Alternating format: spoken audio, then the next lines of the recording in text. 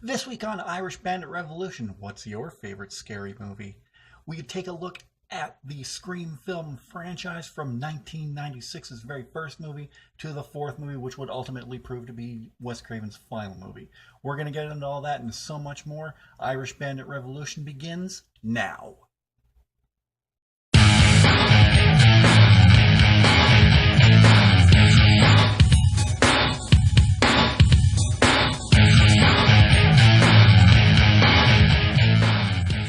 Welcome back to another edition of Irish Bandit Revolution. I hope everyone is having a great week. I, as always, am your host, the one, the only, the second Irish Bandit. This week on Irish Bandit Revolution, we're going to be looking back at one of my favorite horror film franchises. It started out as a parody of the slasher subgenre, but it elevated to something so much more and basically re-energized the whole horror franchise. It was directed by the late, great master of horror, Wes Craven, and made stars out of its fresh young cast. You had the likes of Neve Campbell, who was already on Party of Five at that point, David Arquette, Courtney Cox, who was best known for her role in Friends. You also had Liev Schreiber, who would go on to star in Ray Donovan. You had Skeet Ulrich, who would go on to star in such shows like Jericho and is currently on Riverdale.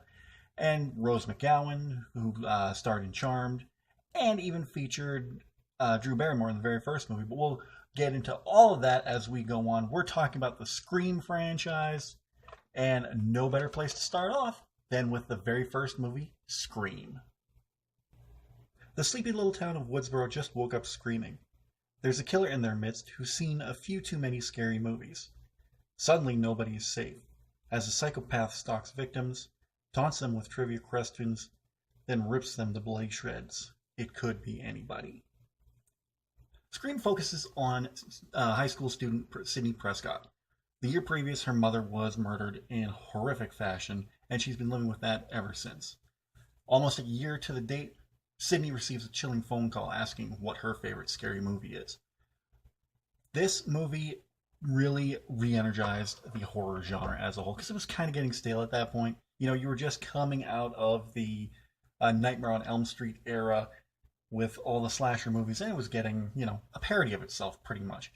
That's what Scream was intended to be, a parody of the horror movie slasher genre.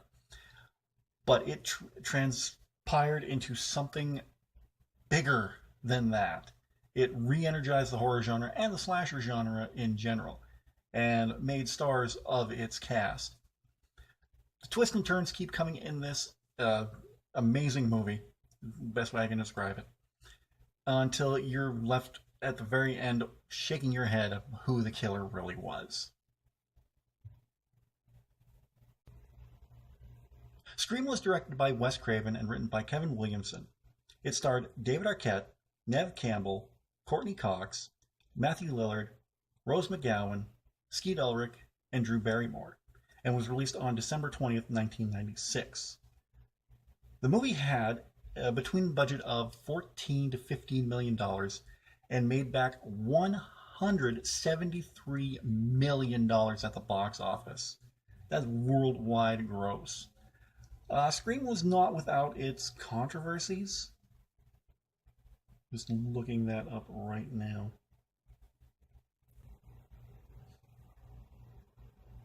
From Wikipedia, in the years following the release of Scream, the film has been accused of inspiring copycat crimes and inducing violent acts. In January 1998, 16-year-old Mario Padilla and his 14-year-old cousin Samuel Ramirez stabbed Mario's mother, Gina Castillo, 45 times, killing her. The case became known as the Scream murder and fell under intense media scrutiny after the boys claimed they were inspired by Scream and Scream 2. The pair confessed to needing the money acquired from Gina's murder to fund a killing spree, which would include purchasing 2 Ghostface costumes, as well as a voice changer used by the character in the film. During their trial, psychologist Madeline Levine, who studied the effect of violence on children, stated, "There are a whole bunch of reasons why they acted out the way they did. But did the movie provide a blueprint? Absolutely. The case was expected to highlight the effect of violent films on teenagers.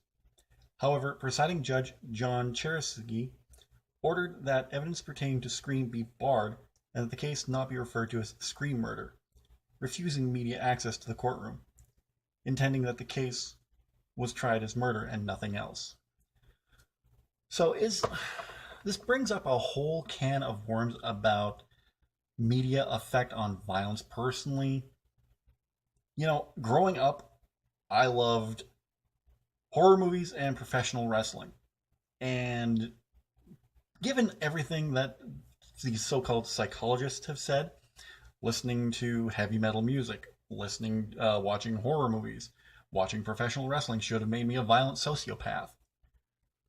I think I'm pretty well functioning. I haven't wanted to kill anyone, so I don't know about the whole media effects on violence. That's probably another topic for another day. I'm not an expert on that. Even with all the controversy surrounding it, Scream did incredible numbers at the box office, which of course, when you do great numbers at the box office with a horror movie, you got to start thinking about a sequel, and that's exactly what came in the form of Scream 2. Picking up a few years after Scream, Scream 2 follows Sydney through her college years. She has met a new boyfriend and has reconnected with old friends, including Randy, played by Jamie Kennedy, Gail, played by, at this point, she was known as Courtney Cox Arquette, and Dewey, played by David Arquette, who would marry Courtney Cox between Scream 1 and 2. But a new killer is on the loose, threatening Sydney. Who is the killer? What is their motivation? We find all that out in this fantastic sequel. Usually, they say that sequels aren't as good as the original movies. And they even get into that in Scream 2. Sequels being inferior to the original movies. But if you take a look at it, there were some pretty good sequels out there. Like you had The Godfather Part 2, which they bring up. Terminator 2, Aliens, all great sequels. I'd throw in, although it wasn't directly, it was sequel to the second movie, I'd say Nightmare on Elm Street Part 3 would also fall in that category if we're talking horror movies. So that's something that they cover, because in the movie, it's now a movie within a movie scenario, because a movie is made called Stab, focusing on the Woodsboro murders by the book written by Gail Weathers. So they kind of get in that whole philosophy about maybe someone's making a Stab 2, and Randy just kind of... Sequels are inferior to the original movies. So it has a great meta feel to it, and something I really enjoy. The action is amped up, the frights are amped up, and it just keeps you guessing. Some people said in the first movie they guessed who the killer was right off the bat. I didn't. At first I thought, oh, maybe it's him, but then they throw a red herring your way, and then, it was him. This one, I legitimately did not know who the killer was, and then that last minute twist at the end, it was like, oh, perfect. Just perfect. I absolutely... This one is my favorite of the sequels, honestly. I love the first movie, but of the 3 sequels, this one is my favorite.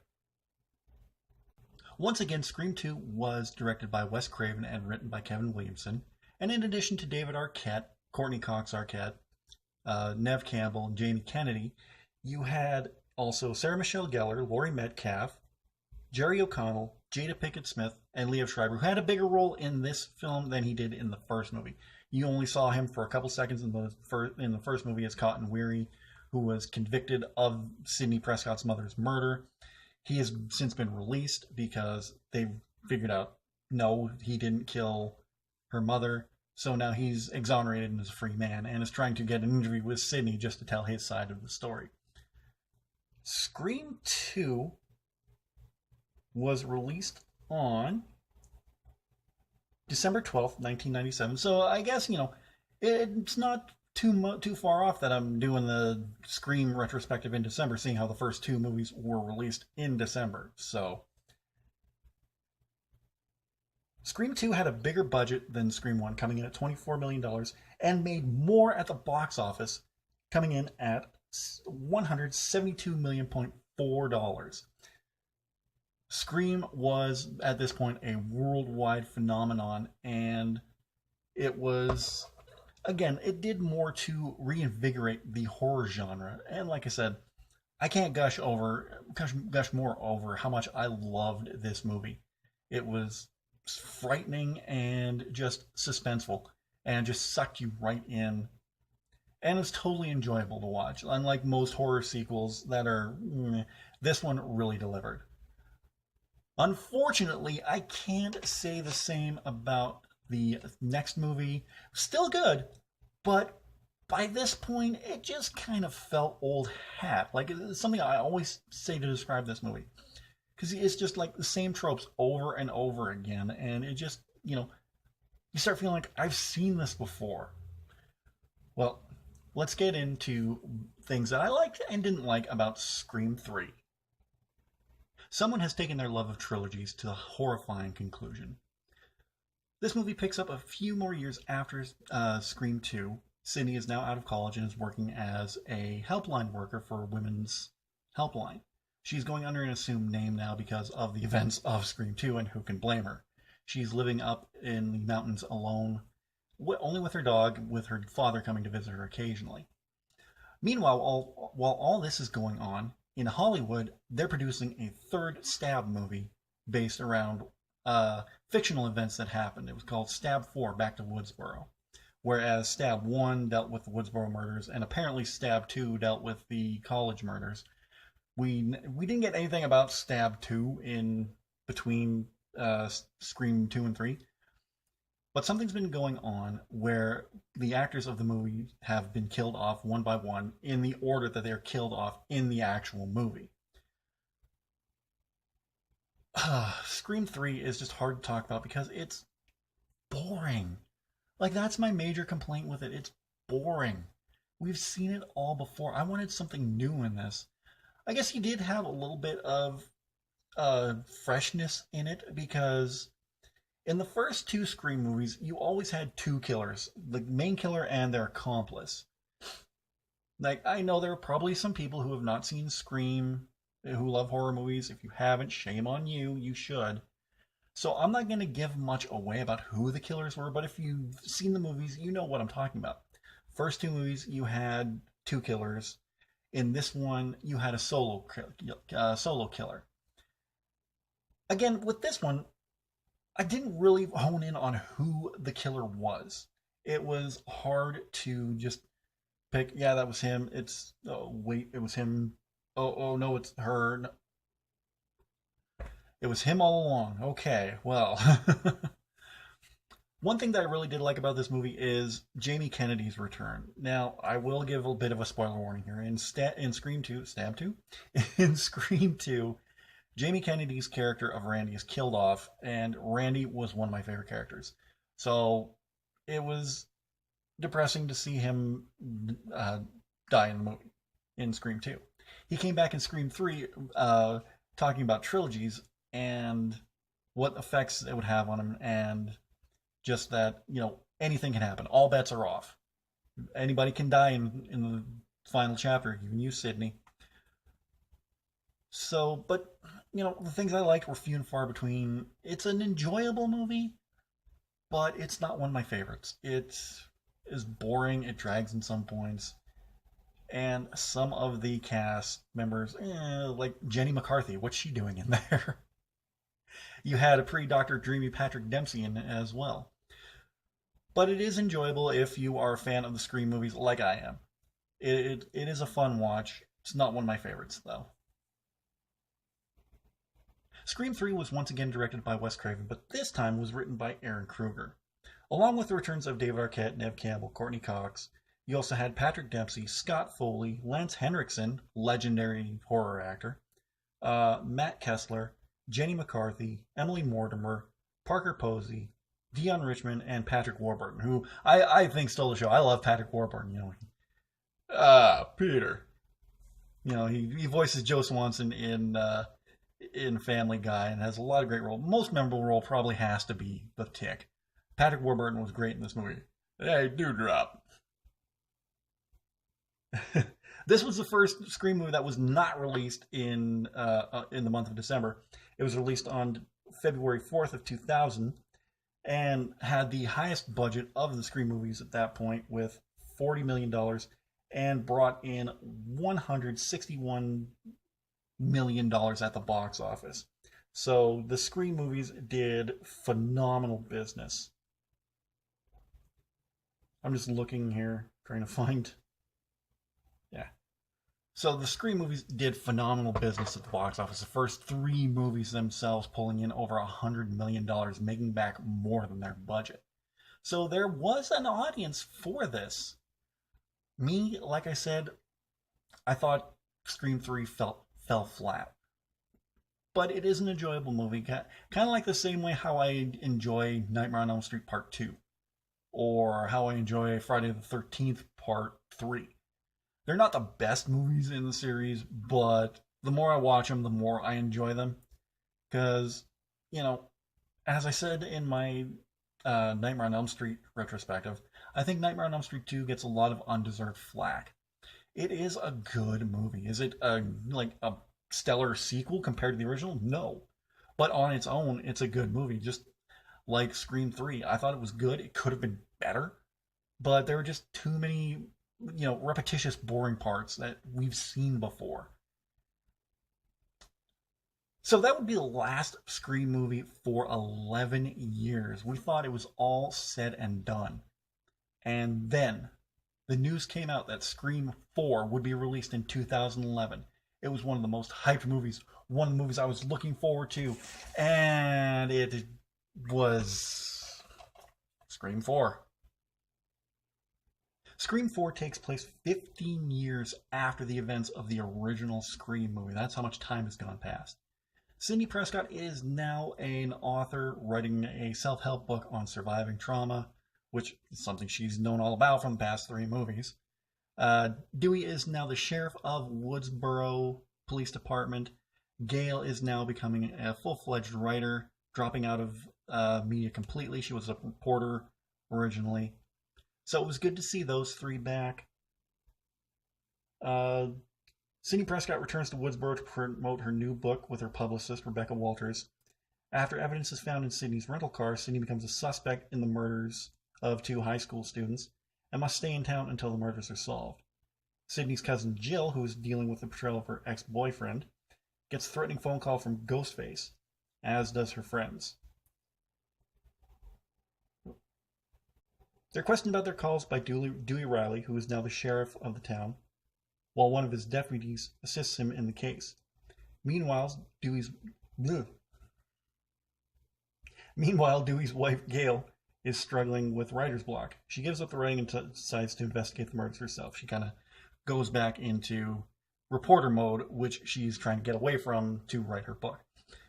Scream 4 kind of feels like a reboot at this point, because you have the same characters basically from the first movie in the second movie, or the first movie and the fourth movie, and it just feels all weird and stuff. When I heard there was going to be a Scream 4, I was hyped. I love the Scream movies, so I was looking forward to this one. And when I saw this one, it was like, oh wow, this is kind of like Scream 3. Nothing here is... Everything's the same. Like, even this time, I predicted one of the killers, like, right off the hop. I didn't get the other one. That was kind of a shock to me, but one of the killers in the movie was pretty noticeable from the very beginning. This movie just seemed dull and uninspired, which is a shame to say coming from Wes Craven.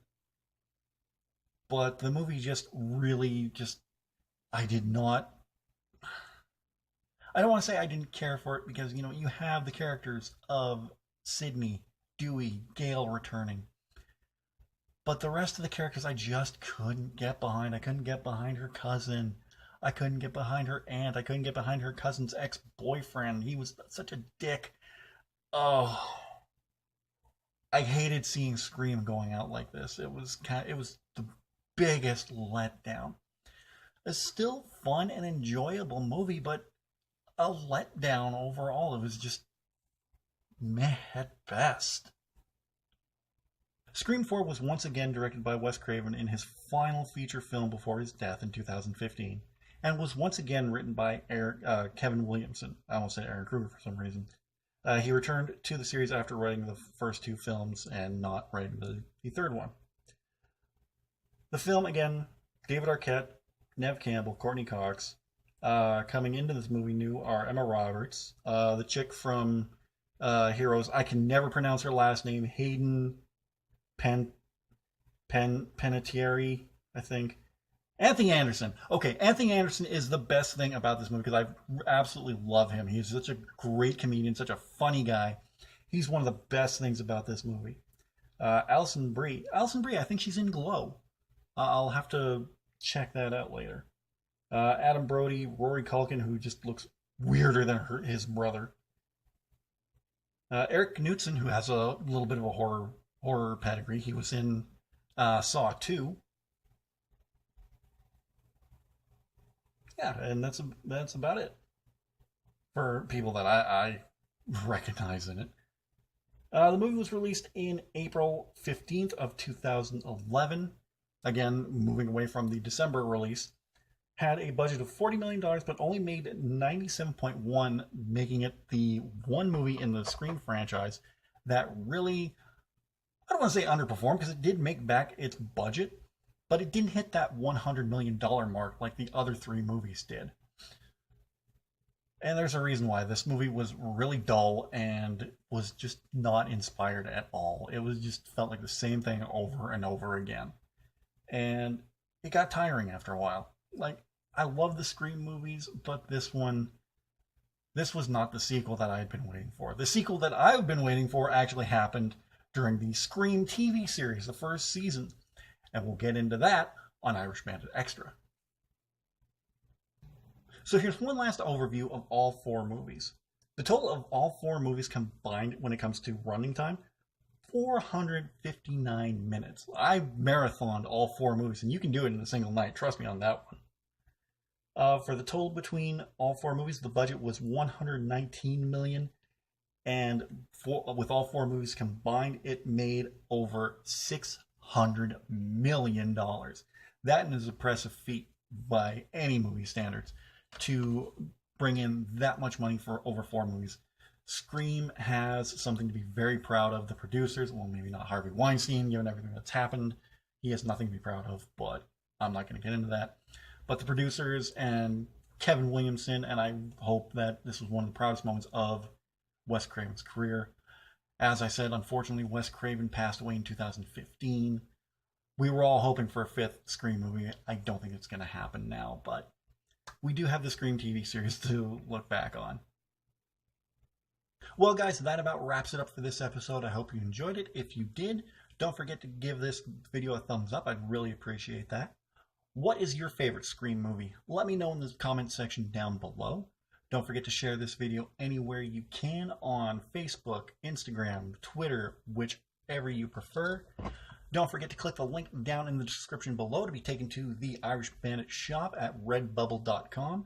You can even go to redbubble.com and search Irish Bandit shop, and you'll be taken to the merchandise store where you can pick up stickers, t-shirts, leggings, coffee mugs, travel mugs, anything your heart desires. They have a great selection of phone cases there for iPhone and Samsung. They just released iPhone 10 cases, so you can pick up your Irish Bandit Revolution cases there. Over my shoulder here, you're going to see a link to last week's live episode where we're talking about the state of the channel address. And don't forget, if you're new to the channel, don't forget to subscribe. And if you're already subscribed, tap that bell and you'll be notified whenever I upload anything new, whenever I go live, because I will be doing more live episodes. And of course, whenever I upload anything else. All right, speaking of uploading more, coming this Thursday, I'm going to have an episode of Irish Bandit Extra where I'm talking about the Scream TV series. And then Friday, I will be back with a brand new edition of High Five. It's High Five Redux, as I talk about the first half of this season of The Walking Dead, and if any of my 5 predictions came true from that first episode. And as for Irish Bandit Revolution, I should say, as for Irish Bandit Revolution, I will be back next week with a brand new episode. It is Very Bandit Christmas 3. I'm going to be talking about something Christmas related, so come back for that. Guys, have a great rest of the week, and I will see you again on Thursday for Irish Bandit Extra. I'm the Bandit, and I'm out of here. Take care, guys.